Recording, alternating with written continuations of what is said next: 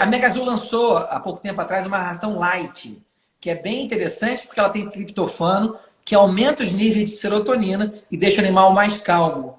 Então, entenda, às vezes eu passo uma ração light para o animal que está se automutilando, não porque ela é para emagrecer, mas porque ela tem altos níveis de triptofano. E o triptofano faz aumentar o nível de serotonina. Quando a gente está muito ansioso, a gente está com pouca serotonina e muita dopamina. Quer um bom exemplo? Pessoa apaixonada, liga para alguém. Se você liga para alguém, você está apaixonado e a pessoa não atende, está distraindo. Não é? Quando os níveis de neurotransmissores vão se igualando, se chama amor. Quando você liga para alguém e a pessoa não atende, ela foi sequestrada. Tá certo? Então, a idade, é uma coisa. A ave que está se automutilando, ela tem pouca serotonina e muita dopamina. Como é que você equilibra isso? Dando alimentos que têm serotonina. Quais são? Que tem triptofano. Banana tem triptofano, um pouquinho, tem que dar. Castanha do Pará tem triptofano. Coco maduro tem triptofano. A ração light tem triptofano. E reduzir a dopamina. Como é que reduz dopamina? Dormindo de 12 a 14 horas. O sono, num lugar tranquilo, que ninguém acenda a luz, num lugar tranquilo, que ninguém tenha bicho mexendo, ou você se mexendo, é um sono tranquilizador. Isso regula os neurotransmissores. Outro exemplo que eu dou. Você está dormindo, alguém vai ligar a luz no seu rosto. Caramba, o que você está procurando? Alguma coisa no armário, não achou, desliga a luz. Sai, liga de novo. Você vai lá e acha. Você vai dar bom dia para essa pessoa? Não vai, você vai brigar com ela. Papagaio é da mesma forma. Tá o bicho dormindo, o cara liga a luz. Bum, o papagaio. Aí daqui a pouco bate a porta e tem tiroteio na televisão. O bicho fica ansioso, não dorme direito. A privação do sono leva ao desequilíbrio de neurotransmissores. E esse desequilíbrio leva à automutilação. Então, tudo isso você descobre durante a consulta. Tudo isso você explica durante a consulta. Essa nossa live, que eu acho que passou um pouco mais de tempo, desculpa o pessoal que está vendo a gente aí, às vezes é o tempo da minha consulta, porque a gente leva tempo consultando. Então, eu falo, ó, vai agendar a primeira consulta, reserva uns 2 horários para a gente bater um papo, porque muita coisa a gente tem que explicar. Os clientes mais antigos não, é bem mais rápido. Tem cliente que fala assim, ó, tem que deixar comigo, tem que tomar injetável, então nem questiona, ele já deixa. Porque ele sabe que eu não vou pedir se não for necessário.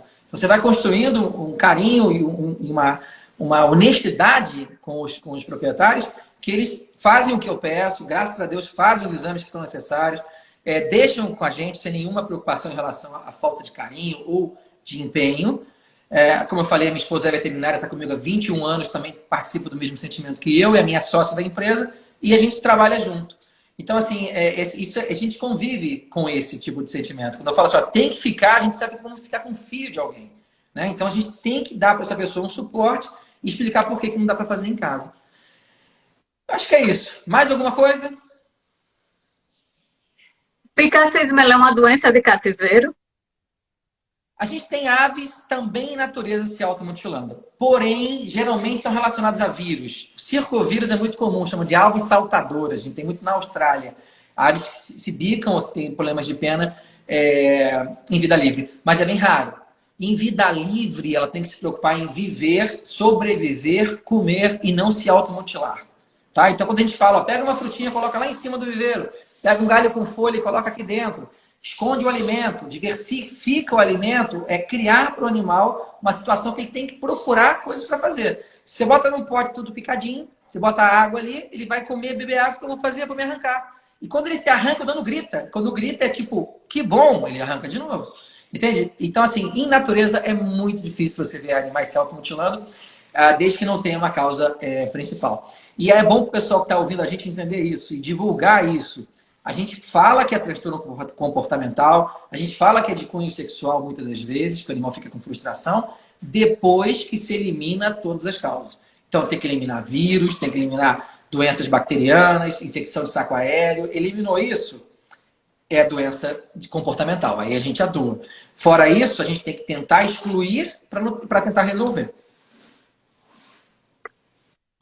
A gente sabe que existe aves com predisposição, não é isso? Sim, como pessoas... Algumas, aí eu queria saber, já se descobriu, vou dar só um exemplo, das mais famosas, Ararajuba, papagaio do Congo, cacatua, são clássicas que sofrem de picacismo. A ciência já descobriu se tem alguma característica que seja comum a essas três, que pode ser um caminho, porque o picacismo ainda não. Ele é uma coisa que ainda está sendo estudado, né? Ele é multifatorial, ele tem origem em espécies mais do que em outras, por questões de inteligência, como a gente falou. Está ligado algumas vezes à má absorção de alguns neurotransmissores, daí que a gente aumenta o triptofano para aumentar a serotonina. E alguns animais, alguns, não a maioria, mas alguns, necessitam sim de drogas que vão evitar que a serotonina seja recapturada, que é a fluoxetina e várias outras, para que a serotonina fique em excesso e com isso diminua a automutilação. Então, respondendo a sua pergunta, não tem pesquisas aprofundadas sobre isso, mas a gente sabe que pais ansiosos, então aves que se automutilam, vão gerar filhos automutiladores. Então, é genético. Igualmente nos seres humanos. Pais ansiosos vão ter filhos geneticamente ansiosos. Sabe-se que é genética na gente já, porque na gente o estudo é muito mais avançado. Então, algumas pessoas necessitam tomar medicações para evitar a recapturação de serotonina, para subir os níveis de serotonina, porque elas têm uma predisposição genética de ter pouco. E aí, vale lembrar que o intestino é como se fosse o segundo cérebro, é o maior produtor de neurotransmissores. Então, se você tem uma dieta diversificada, com frutas e vegetais, você vai ter bactérias intestinais, que antigamente era chamado de flora, agora é microbiota, que vai ajudar a produzir neurotransmissores. Então, por isso que é importante o animal ter essa variação alimentar e para que tenha uma boa produção de neurotransmissores intestinais. Então, a gente sabe que as aves são geneticamente transmissoras da automutilação. Nem sempre arrumar um parceiro ou um casal é o certo. A gente tem aves automutiladoras casais em cativeiro, né? Então, a gente parte do princípio que é genético. Ainda, infelizmente, não tem explicação muito para isso, mas a gente consegue controlar. Eu sempre explico assim, se você me traz um papagaio com uma fratura exposta, com o osso para fora, por mais terrível que possa parecer, é mais fácil para resolver do que a automutilação. A automutilação demanda do veterinário um desgaste grande, do proprietário também, e às vezes entender que arrancar uma peninha ou outra é como roer unha, não tem cura. Porém, não pode se mutilar a ponto de ter que botar colar e tudo mais. A gente tem que convencer o proprietário que às vezes é uma luta constante e contínua e que esse animal precisa de uma atenção maior, de um carinho especial, que normalmente não precisaria um animal que não se automutila. Certo? Certíssimo. Aí vamos lá, né? Já que a terapia, primeiro que as atividades que a gente vai fazer, e a gente até teve uma live aqui recente com a Ana, da empresa BioAdapt, e ela falava da importância da pessoa entender que o enriquecimento, as atividades, elas têm que ter um objetivo, né? Aí entra a minha pergunta. Agora, com essa história de internet, a gente aprende muita coisa na internet, se vê muita coisa na internet. A terapia, quando eu estou direcionando ela para uma ave que está com um problema, ela é uma atividade que dá para a pessoa se virar e fazer, ou ela é bom fazer isso casado com o médico? Porque, por exemplo, se eu pego uma cana de açúcar, aí eu não vou nem falar da glicose, mas eu vou falar que o açúcar dá energia, que a gente sabe que até em criança é assim, né? Você começa a dar muito doce, daqui a pouco daquela criança enlouquecida, é o doce. Então, se eu tenho uma ave também, que ela está com nível de atividade lá, e eu dou mais açúcar, né, a ela, a título, fazendo enriquecimento sem orientação, eu posso, às vezes, estar agravando, né? Isso, então, quando eu estou com a ave com problema, o que você acha que é necessário, é importante, porque seria importante esse acompanhamento, esse direcionamento de tudo que você vai fazer com aquela ave, porque a gente sabe que tem os médicos na internet, né? Então, o mais comum é dizer, compra outra ave. Mas, às vezes, ela já está pareada com o tutor, né? Sim. E ela está sofrendo pela falta do tutor, aí você acha que você vai resolver botando outra ave, ela vai ficar mais virada da vida, porque já chegou. Então, você só está agravando o caso no lugar de resolver. Então, eu queria que você falasse para as pessoas da importância desse tratamento, porque as pessoas acham que estresse é você arrumar pontos de felicidade e você resolve o estresse. Não estresse, para mim, ela é consequência para muita coisa. Se eu estou sentindo dor, por exemplo, dá um exemplo. Eu tenho um papagaio lá com uma gaiola toda errada. Ele tem uma inflamação que não é uma coisa fácil, de você ver, né? O tutor vai olhar, não vai adivinhar nunca que ele está com dor na articulação. Para o tutor, ele não vai saber. Esse papagaio com dor e com muita dor, ele vai ficar irritado, ele vai ficar agressivo, aí a pessoa vai dizer, é estranho. Sim. Né? Então, funciona assim, ó. Quando a gente fala açúcar, a cana-de-açúcar é fácil de entender, né? Que o próprio nome já diz. Mas a frutose é um açúcar. Às vezes o carboidrato, né? Só com a amilase já vira açúcar. E a tendência do corpo é usar açúcar. O nosso cérebro funciona com glicose, açúcar. Então, tudo que a gente come, ou vira açúcar ou é armazenado. Conceito que serve pra gente, serve pra ave. Então, uma dieta que tenha, por exemplo, as pessoas, eu falo assim, quer ver? A sua salada da janta não vai anular a feijoada do almoço, tá certo? Uma coisa não anula o outro. Lógico que comer feijoada no almoço e na janta é ruim, mas a salada não anula a feijoada. Então, a pessoa tem que entender que os alimentos com alto valor energético são usados primariamente. Então, você comeu um açúcar, vai para o seu cérebro, vai para o músculo em forma de glicogênio. E um pouquinho de gordura vai armazenar, tá certo? Então, a dieta ela tem que ser diversificada, os açúcares controlados, para que a gordura seja fonte de energia. A gente fazia a neoglicogênese, que é a nova formação de açúcar através da quebra de gordura, requer uma inversão metabólica. E essa inversão metabólica se faz com a redução do açúcar. Lembra que eu falei no início? Reduz as frutas, aumenta os vegetais? É justamente para isso que você falou. Reduzir essa carga de energia, diminuir essa energia e fazer com que ele gaste energia procurando alimento. É por isso que quando você procura um nutricionista humano, ele fala assim, ó, folhas, 0 ponto, pode comer à vontade. Legumes cozidos no vapor, carne branca, caminhe meia hora, beba 2 litros de água. Para ave é a mesma coisa, só que para ave você não tem como ameaçá-la. Você não pode falar para uma ave assim, ó, se você não fizer isso, você vai morrer. Mas você pode falar para o dono, entende? Você tem que falar para o dono assim, oferecer açúcar, oferecer frutas em exagero ou girassol é igual dar chocolate para uma criança diabética e achar que quem matou foi o chocolate, não você. Entende? Então a gente fala que os proprietários, os tutores que estão ouvindo a gente, as pessoas que têm papagaios, pecam por excesso de amor e não falta dele. Tá certo? Quem tem uma ave obesa, na maioria das vezes que dá muito alimento diversificado, acaba tendo um animal obeso, um animal com problemas, porque está com excesso de amor. Então eu explico assim, ó. Você tem que entender que quem tem pena é a sua ave. Então você não pode ter pena dele, porque quem tem pena é ele. E aí você tem que entender que se você não reduzir o que ele gosta e colocar o que ele não gosta, ele nunca vai comer o que precisa. Ele vai comer o que ele quer.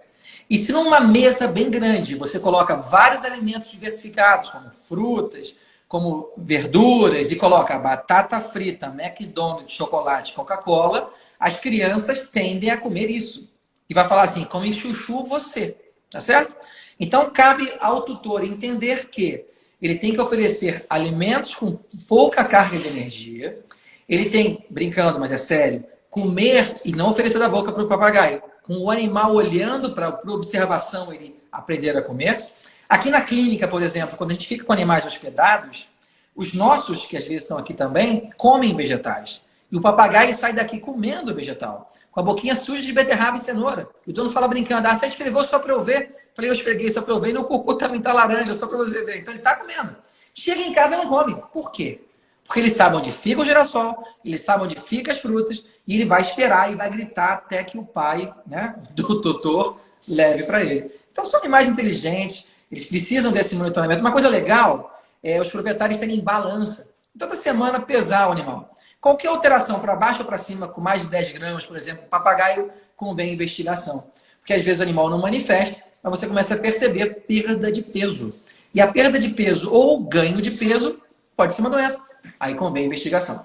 Fora isso, são sintomas muito discretos que a maioria dos donos não percebe. Aí é curiosidade minha. Por quê? O que a maioria dessas aves que eu vejo com predisposição para o picacismo, elas são aves de alimentação de alta energia. Cacatua, papagaio do Congo, ararajuba. A gente também lê em alguns locais que você dá essa alimentação mais gordurosa para eles, para o picacismo é bom. Por outro lado, que é uma coisa que eu vivo pensando. Eu estava pensando aqui, mas não faz sentido eu aumentar essa energia deles e no tratamento colocar, não vou nem falar no tarja preta, não vou entrar nessa parte não. Vamos dizer um floral, tá certo? Umas bolinhas do amor aí. Sim. Não é meio confuso você querer baixar essa energia e, ao mesmo tempo, se falar em dar mais energia? Para mim é meio doido isso. Não, é doido, Eu você não está tenho correto. que reduzir, não. Deixa eu te explicar uma coisa. Não é porque estão estudando ou tem uma teoria que a gente vai concordar com ela. A gente tem que usar o que você está fazendo, que é o bom senso. A gente tem uma linha de raciocínio que a gente faz há décadas e percebe que funciona. Eu costumo dizer que a ciência muda tanto que daqui a pouco vão falar que açúcar refinado é bom para a saúde. Vão chegar a esse ponto, tá? Porque ovo já era ruim, agora voltou a ser bom, né? Depois a gente pode falar sobre ovo para ser um bom alimento. Mas existem vários estudos que precisam de uma geração inteira para poder dizer que funciona ou não. A gente tem clientes de papagaio com 65 anos, com 70 anos de idade. Você imagina você esperar um animal fazer um ciclo de 70 anos para descobrir que realmente botar mais grão é interessante. Eu faço isso há 25 anos e acho que é pouco tempo para poder afirmar com tanta certeza. Eu sei que o que a gente faz funciona. Eu sei que reduzir o açúcar funciona. Eu sei que reduzir o alimento gorduroso aumenta a vitamina K1, que é responsável pela coagulação. Evita sangramentos nasais e orais, evita sangramentos no intestino, funciona. Eu sei que manter o animal protegido de frio, evita de ficar doente, funciona. Então, se alguém me falar assim, tem que refrigerar o bicho, só tem uma obrigação de resfriamento quando você tem trauma de cabeça. Fora isso, a ave sempre tem que ser aquecida. Então, vão surgir pesquisas, vão surgir apontamentos que, na minha opinião, não são importantes e não vão surtir efeito. Porque quando você usa um alimento gorduroso, você sequestra vitaminas do alimento que sai nas fezes. Quer um exemplo? O médico passa azeite para a salada da gente. O azeite solubiliza vitaminas lipossolúveis, vitamina A, D, E e K. Mas em vez de você colocar azeite na salada, você colocar salada no azeite, você vai ter uma leve diarreia e vai perder as vitaminas, inclusive aquelas produzidas no intestino, tá certo? Então, se você faz um aporte de alimento gorduroso, como o girassol, se você faz um aporte de alimentos com mais energia, vão solubilizar as vitaminas, vai sair nas fezes. Então, é por isso que os fitacídeos, antes de cirurgia, aqui na nossa clínica, a gente aplica K1, independente dele ter ou não deficiência, porque a gente sabe que esse K1 vai evitar a hemorragia. Sabe quando eu comecei a fazer isso com maior frequência? Quando meu filho nasceu há 12 anos atrás. E eu fui na enfermaria, quando ele estava no berçário, e a pediatra falou assim, pode aplicar K1. Eu falei, K1? Você pode dar injeção numa criança com 2 horas de vida? Ah, não, pai, é porque K1 é importante para evitar hemorragia. Eu falei, mas o ser humano também tem deficiência de K1? Aí ela, ser humano? Você é veterinário? Eu falei, não, eu sou pai. Esquece que eu sou veterinário, eu não vou te falar que espécie tem deficiência de K1. Mas a gente sabe que as aves têm deficiência de K1 porque comem muito óleo. E esse óleo pega e sai nas fezes. E a criança, André?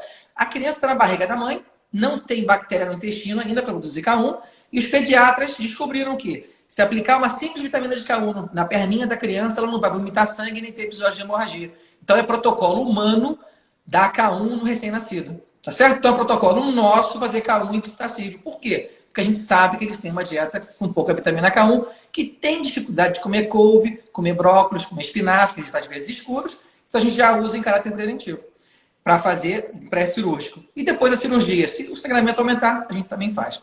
Então quando você fala em aumentar a energia com a ideia de evitar que o animal se automutile, para mim não tem lógica nenhuma. Eu nem leria a pesquisa. Não é preconceito.